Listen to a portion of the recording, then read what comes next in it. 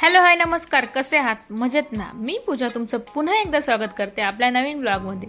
चला तर आजचा प्रवास सुरू करूयात. आज आपण निघालो आहोत अहिल्यानगर जिल्ह्यातील पारनेर तालुक्यातील मळगंगा माता मंदिर निघोज येथे. रस्त्याच्या दोन्ही बाजूनी जणू काही हिरवी शालच गुंडाळून घेतली. डोळे जसे तृप्त झाले. पावसाळ्यात फिरायची मजा यामुळेच येत असावी कदाचित. गाडीत काही गाणे ऐकत वेदूची मस्ती पाहत आणि त्याचा डान्स पाहत आमचा प्रवास सुरू होता.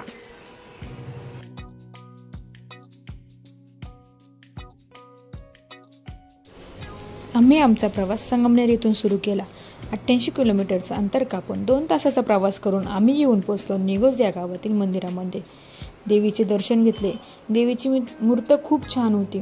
अतिशय सुंदर आणि हसरी मूर्ती पाहून मनाला खूप आनंद झाला. असं वाटत होतं केव्हाही मूर्ती बघतच राहावा. आत्ताच देवी आपल्याशी बोलती काय असंच वाटू लागले मला तर.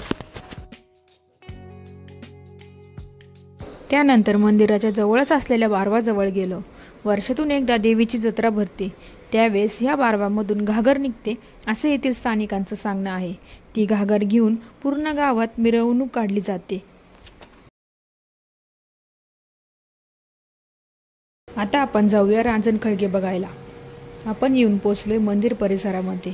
माझ्या मागे बघत असलेल्या हे 2 मंदिरं आहेत. हे दोन्ही मंदिरं एकाच देवीचे आहेत. एक पारनेर तालुक्यातील आणि एक शिरूर तालुक्यातील असे 2 मंदिरं एकाच देवीचे बांधलेले आहेत. तर दुसऱ्या बाजूच्या मंदिरात जाण्यासाठी या झुलत्या पुलाचा वापर करावा लागतो. या पुलावरून चालण्याची मजा वेगळीच आहे. आमच्या वेदांतला तर पुलावरून खालीच उतरायचं नव्हतं. याच पुलावर चालत राहायचं त्याचं असं म्हणणं होतं. त्यासाठी तो रडायलाही लागला.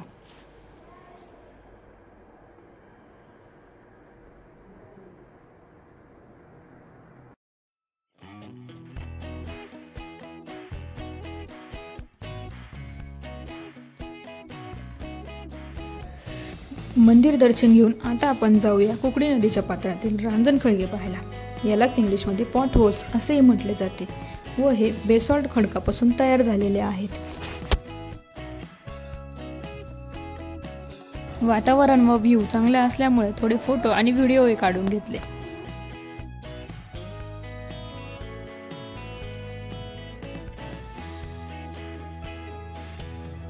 व आशिया खंडातील सर्वात मोठे नॅचरल पॉट होल्स म्हणून गिनीज बुक ऑफ वर्ल्ड रेकॉर्डमध्येही याची नोंद केली आहे. जेव्हा पावसाळ्यात या नदीपात्रात पाणी वाहते तेव्हा ते पाहायला वेगळीच मजा येते. नदीपात्रातच छोटे धबधबे जागोजागी आपल्याला पडताना दिसतात व इथे येणाऱ्या पर्यटकांसाठी फोटो काढण्यासाठी व फिरण्यासाठी हा पूलही बनवला आहे. या पुलावरून नदीपात्र आणखीनच छान दिसू लागतं.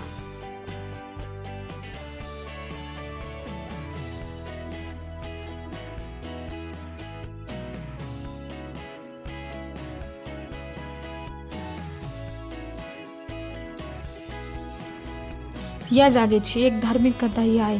पूर्वी धूम नावाचा राक्षस देवी देवतांना व लोकांना त्रास देत होता. सर्व देवांनी वैतागून महादेवांना प्रार्थना केली. तेव्हा महादेवांनी अंतर्दृष्टीने पाहता धूम राक्षसाचा वध पुरुषाच्या हातून होणार नाही असे त्याला वरदान होते.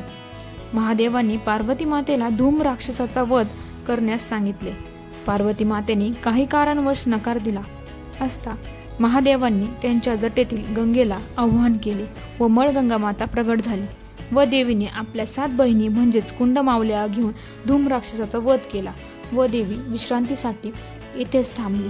देवीला इथला परिसर खूप आवडला. नंतर देवीने एका भक्ताच्या स्वप्नात जाऊन देवी इथे असल्याचे सांगितले व आपले एक छोटेसे मंदिर बांध असेही त्या भक्ताला सांगितले. अशी होती या जागेची माहिती व आपला आजचा ब्लॉग कसा वाटला नक्की सांगा. आवडल्यास लाईक शेअर सबस्क्राईब नक्की करा. पुन्हा भेटूया पुढच्या ब्लॉगमध्ये. तोपर्यंत bye bye, take care, see you soon.